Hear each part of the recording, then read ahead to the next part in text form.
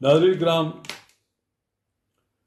बहरिया के मालिक मलिक रियाज ने बिलाखिर बहरिया कराची का जो 460 अरब रुपया सरकारी खजाने में जमा कराना था, उसे अदा करने से माजूरी का इजहार कर दिया है।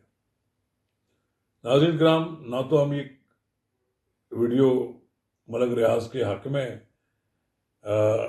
देना चाहते हैं और ना ही उनकी मुखालफत में कोई बात करना चाहते हैं, लेकिन एक बड़ी खबर है, इसको ज़ेर बहस लाना भी ज़रूरी है। दूसरा, नैब में जो तरामीम हुई थी, जिसको कालअदम करार दिया था सुप्रीम कोर्ट ने, उसमें अपील दायर करने के लिए हुकूमत ने भी 15 दिन की मोहलत मांग ली है। अब ये साइफर केस जो है, इसमें अभी तक इमरान खान के खिलाफ और शाह महमूद कुरैशी के खिलाफ अभी फर्द जुर्म आयद नहीं की गई है और आइंदा हफ्ते समाअत पर शायद हो जाए। वहाँ गिला किया है उनके वकील जो है मरवत साहब, उन्होंने कहा कि जी पिंजरा नुमा कमरे में उनको रखा गया है। पता नहीं पिंजरा क्या चीज़ होती है, पिंजरा कभी उन्होंने देखा हो मरवत साहब ने, तो क्या चीज़ होती है। चलिए, मेरी आपसे इस्तदा है कि अगर आपने मेरा यूट्यूब चैनल नवाज रज़ा के साथ अब तक सब्सक्राइब नहीं किया तो बराए करम इसे सब्सक्राइब कर दें और आइकॉन का बटन दबाना ना भूलिए कि जब आप वीडियो लोड करें तो सबसे पहले आपको इत्तला मिले। नाज़रीन किराम, मलिक रियाज साहब पे कोई हाथ इस मुल्क में नहीं डाल सकता था। आपने देखा होगा कि बड़े बड़े केसेस बनते हैं, वो केसेस खत्म हो जाते हैं। और मलिक रियाज ने बहरिया के जितने प्रोजेक्ट शुरू किए, किसी एक प्रोजेक्ट में शिकायत नहीं मिली कि जिसने दरख्वास्त दी थी और पैसे जमा कराए थे उसको प्लाट नहीं मिला। एक पाकिस्तान के अंदर एक मॉडल और आला किस्म की हाउसिंग सोसाइटी बना के दी, लेकिन जब उन्होंने कराची में जो ज़मीन हासिल की और फिर उसमें ऐसे फंसे कि उनको अब दिन में भी तारे नजर आ रहे हैं। पैसे जमा कराना उनके बस की बात वाकई नहीं है। ये मुझसे सच्ची बात है, मैं भी उनके दोस्त हमारे वहाँ मौजूद बताते हैं कि गालिबन को 10 करोड़ रुपया या फिर लगभग डेली का जमा कराना ज़रूरी होता है। चलिए, कोई अगर रियासत हुकूमत मांगती है उसको मानते हैं, लेकिन जो पैसे देने हैं वो तो आपको देने ही देने हैं। उसमें रिलैक्सेशन कितनी आप चाहते हैं, लेकिन ये तो शायद मुमकिन नहीं है कि आपने जो पैसे वहाँ तय किए थे अब आप देने से इनकार कर दें। वो पैसे तो स्टेट को देने पड़ेंगे। बहरहाल, रियायत अगर मिल सकती है ज़रूर मिलनी चाहिए, ज़्यादा अरसे के लिए आगे बढ़ाई जा सकती है, लेकिन ये है कि वो पैसा तो माफ़ करना बड़ा मुश्किल है। अभी तो सुना है सुप्रीम कोर्ट ने वो दरख्वास्तें जो है मुख्तलिफ वापस भिजवा दी हैं। एतजाज़ हसन के बजाय एक और वकील उन्होंने किया है, मलिक रियाज ने। नैब की तरामीम हुई, केसेस बहाल हो गए, अब फिर जा रहे हैं दोबारा नैब कानून में जो कालअदम करार दिया था उसको सुप्रीम कोर्ट ने उसकी अपील, और उम्मीद है अगर सुप्रीम कोर्ट को जब अपील लगेगी तो ये सारे का सारा सिलसिला अपने दोबारा ठीक हो जाएगा। मेरा ख्याल है कि ये शायद अकान अब्बासी की मैं इस हक में ज़रूर हूँ कि नैब का दायरा ही ख़त्म कर दिया जाए।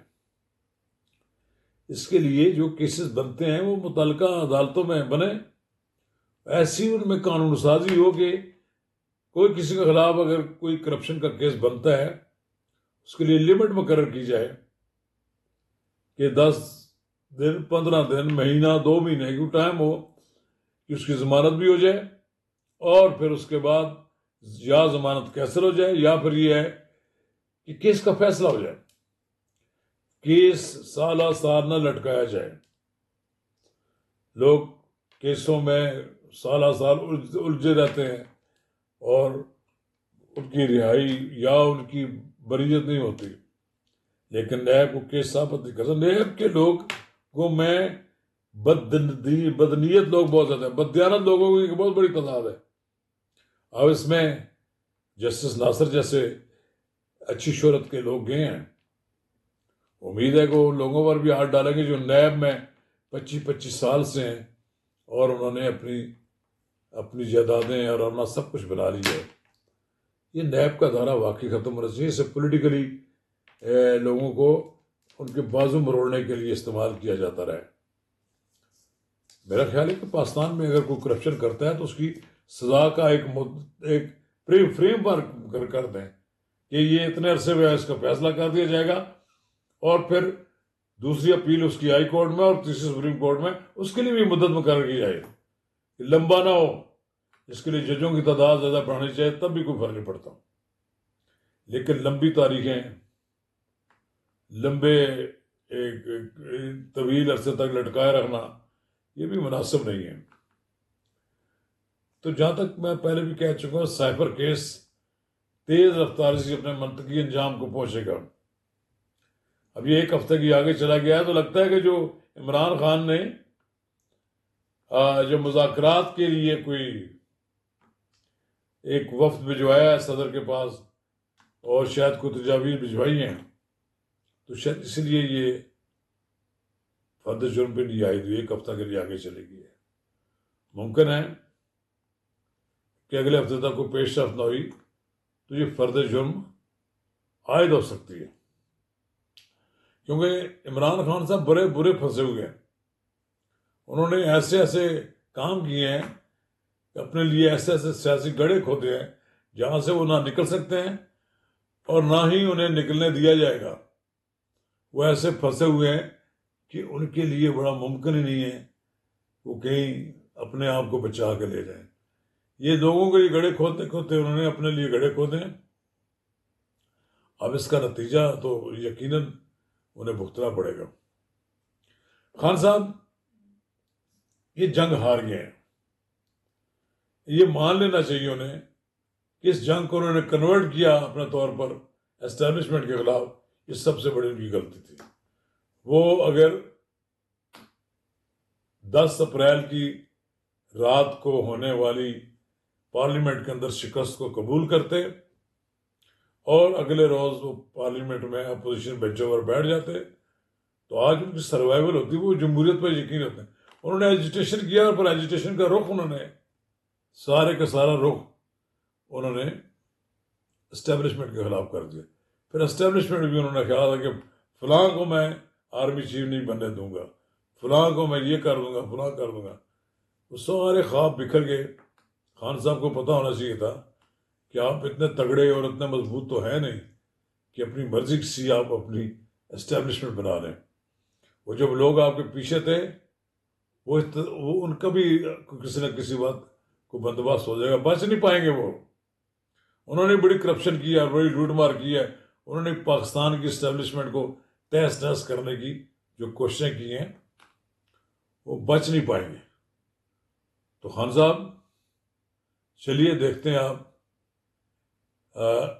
کتنا عرصہ تک آپ اپنے آپ کو اس صورتحال سے نکالنے میں گزار دیں گے۔ بالآخر تو آپ کو 2 باتیں کرنی پڑیں گی، اپنے آپ کو سرنڈر کرنا پڑے گا، پھر ڈٹ جائیں، جیل کاٹیں، امر ہو جائیں، اپنے آپ اپنا نام پھر ان لوگوں میں لکھوائیں کہ جنہوں نے اپنی زندگی کا قیمتی وقت جیل کو دے دیا۔